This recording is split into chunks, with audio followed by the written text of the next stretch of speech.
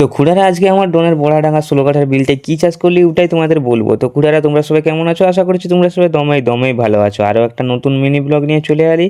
তো রাতে সব আলু বীজগুলো মা দাদু ঠাকুমাই মিলে সব কাটে জড়ো করে দিয়েছে, দিয়ে আমিও উঠে গেছিলি ভোর দিয়ে সব আলু বীজগুলো বস্তায় ভরে নিলি, দিয়ে টোটোর চাবিটা নিয়ে যাই করে টোটোটা বের করে আন দিলি, দিয়ে টোটোয় সব লোড করে নিয়ে চলে এলি মাঠকে, দিয়ে বীজ বস্তাগুলো আনে আর কলটায় রেখে দিলাম। দিয়ে মায়ের সঙ্গে আলু বীজগুলো ভাগ করে নিয়ে আমি আর মা লাগ গেলাম আলু লাগাতে, দিয়ে আটুকু আলু লাগাই আমি চলে গেলি দাদুর কাছ লই তুলতে। লই তুলা বাঁকা বাঁকা হতেছিল বলে তখন এই জ্যাঠাটাই আমাকে দেখাই দিল যে কী করে সোজা সোজা টানতে হবে। দিয়ে আমি আরও চলে গেলাম আলু লাগাইতে, দিয়ে অর্ধেকটা বিল আলু লাগানোর পরেই সবাই মাটি টানতেছিল, দিয়ে অনেকক্ষণে মাটি টানার পর সবাই আলা হয়ে বসে জিরাতে ছিল।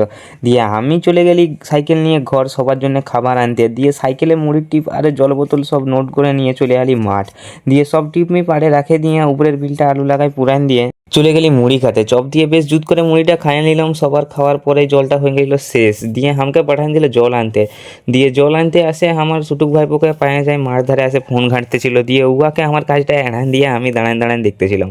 দিয়ে উহার সঙ্গে বোতলগুলো বিলে পৌঁছায় দিলাম, আসে জেঠিমার কাছ থেকে একটা পান খাইয়ে নিচের বিলটাই আলু লাগাতে লাগ গেলাম।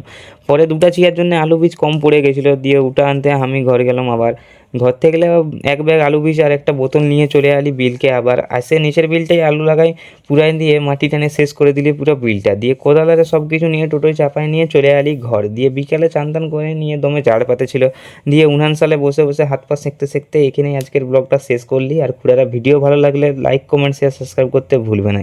আজকের মতো এখানেই টাটা।